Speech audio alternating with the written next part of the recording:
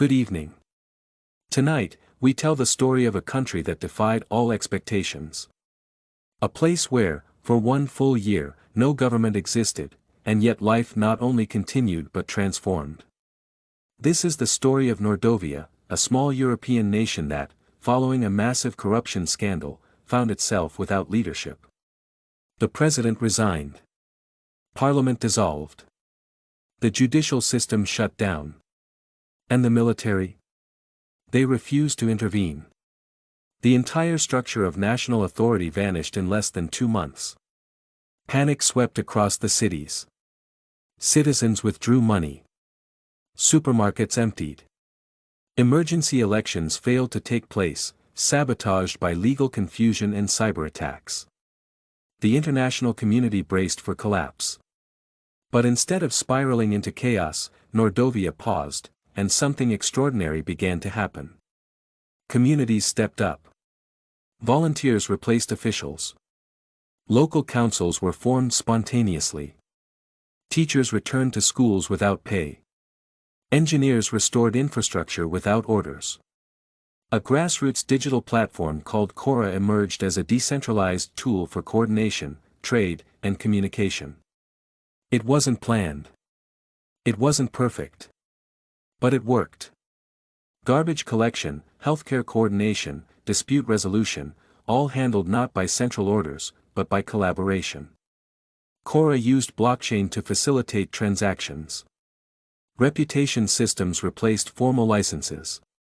In cities like Velkova and Dramar, citizens organized marketplaces, free public transport, and conflict mediation circles. People didn't wait for laws. They created agreements. They weren't ruled. They participated. And while some rural areas struggled, lacking access to medicine or legal clarity, citizens found workarounds. When a private militia tried to seize power in the southern district, it was stopped not by force, but by digital exposure. Footage leaked. Names shared. Social pressure disbanded the group. Incredibly, Mordovia's crime rate dropped by 18%. Public satisfaction increased. Small businesses flourished. There were no permits, but there was trust. Reputation became currency. Schools taught negotiation and cooperation instead of standard civic education. Foreign nations sent observers. Think tanks hesitated to call it a success, but couldn't ignore the data. GDP stabilized. Citizen engagement soared. It wasn't anarchy, it was a new kind of order. A horizontal society. No elected officials. No central bureaucracy. Just people, connected by choice, not compulsion. 1 year later, Mordovia is facing a historic referendum, not to elect leaders, but to decide whether leadership is still necessary.